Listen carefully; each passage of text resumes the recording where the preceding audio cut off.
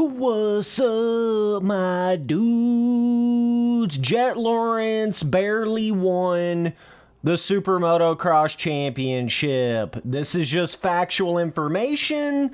You know, you can get mad at it all you want or whatever, but I'm going to go through what happened, okay? So, I know there's a lot of people out there gonna instantly be thinking, bro, look, see there, dude, see? Jett definitely just let Roczen by in the last round, for sure, bro, yeah, dude, so, Jett's just still so much better than everybody else out there, and, you know, Jett's on a whole nother level, nobody can touch him, nobody can even get close, he's Mr. Perfect Boy, see, dude, he just let Roczen by, dude, obviously, dude, No. A lot of dudes are going to act like that, but Jett's performance in this final Supermotocross round, I do not think automatically means that, oh yeah, he just let Roczen by. Oh, you know, Roczen was never even close to his level. Yeah, bro, you know, I just don't think it's like that at all. I don't think Jett put on that kind of a performance in this final Supermotocross round where it was like dominant enough where he won by enough seconds where you can just say, oh yeah, well, you know, now we see why Jett just could think he could let somebody by, wave them by. Like, I really don't think Jett did good enough to be saying all that. I mean, did you see Jett in the first moto before the red flag? Certainly think the red flag really helped out Jett, and also Chase Sexton going down in the second moto really also helped out Jett. He kind of had two little luck things that go in his favor during this final round, but, you know, I'm not trying to take anything away from Jett either, you know, I mean, he was hitting that massive quad onto the table thing, like, tea-sipping rhythms, dude. Oh, man.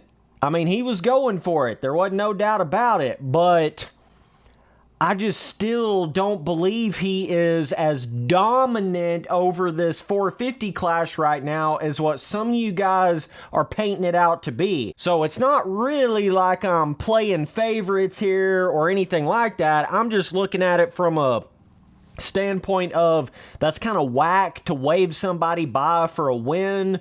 And if you're going to do that, not only do you have to go into the next race and win in dominating fashion, but like you got to put the hurting on them.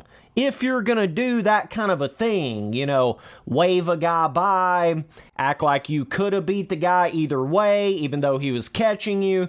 You know, you can't just go in the next round and just get the overall. You got to go out there and win by 5+ seconds in both motos.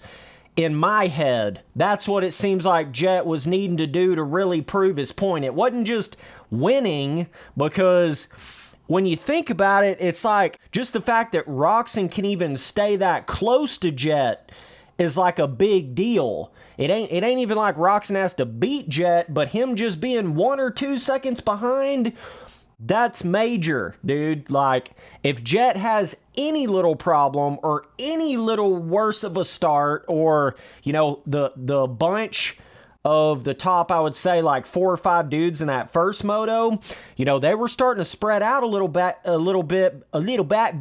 dude, bro.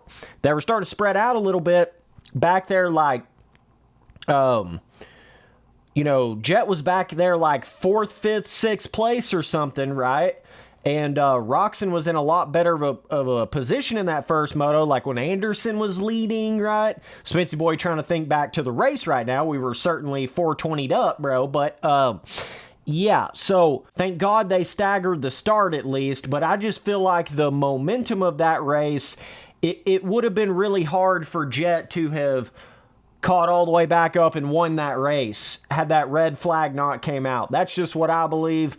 I definitely think that helped tighten the pack up front a little bit, you know, but like second moto, I mean, Sexton was on another level. So basically, had Sexton not wrecked in that second moto leading, what would have happened is it would have actually slowed Jett down a little bit, because he would have caught up probably to the back of Sexton. You'd have to imagine he would have done that at some point, or Roczen would have pushed Jett up into Sexton towards the end of the race a little bit, you know. I just think it would have been more difficult for Jett had Sexton not wrecked, and it would have gave Roczen a little bit more of a chance. But, you know, Roczen picked up on that big quad daddy fatty line, jumping on the table. I mean, he was on that same kind of level as what Jett was on.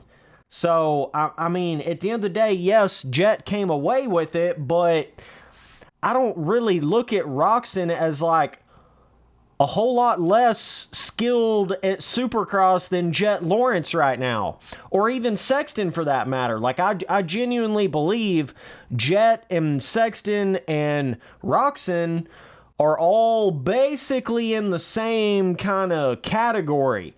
They're basically in the same caliber. I mean, Sexton was the Supercross 450 champion. Jett went perfect in outdoors.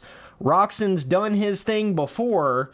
You know, he's got championships and stuff too, but I'm just saying the certain level that it looks like they're on. Shit, they were leading, you know, third place in that second moto by like, what, 25, 30 seconds? Roczen and Jett, you know? So, again, I really don't think this is a situation of Jett is so much more dominant than everybody else. He's unbelievably perfect. Oh my God, everybody needs to watch out. I'm just not seeing that. I mean, Jett's awesome. He's bad to the bone. And I mean, they are at the pinnacle of the sport. Like, don't get it twisted, you know, what I'm trying to say here. Don't again turn it into like a whole different argument, you know what I mean? But I'm just saying, I think any given round, let's say in 2024 Supercross, I feel like Roczen could just straight up beat Jett. I feel like Sexton could just straight up beat Jett.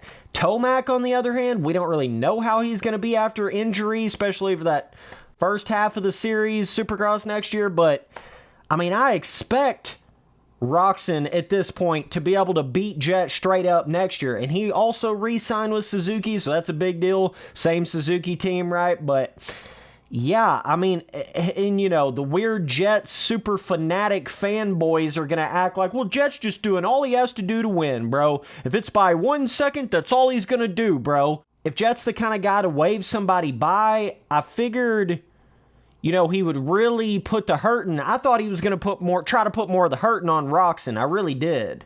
I thought he was going to try to beat Roczen by like a good 10, 15 seconds.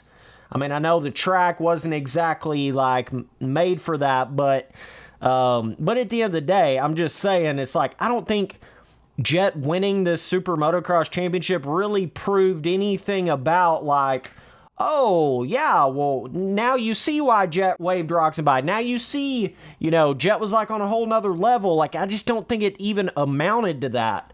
I really don't. Like, Jett got a really lackluster start in the first moto. Like I say, the red flag pulled them back together a little bit, but like Roczen was cruising, absolutely cruising. I mean, you can't like deny that, you know? And again, with any of this that I'm talking about, it's not taking anything away from Jett.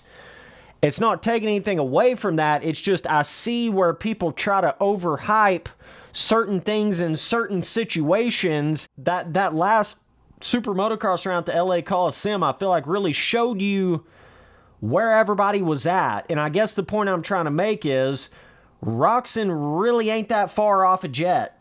He's not. He's to the point where any little thing could make the difference in Roczen beating Jett straight up or Jett beating Roczen.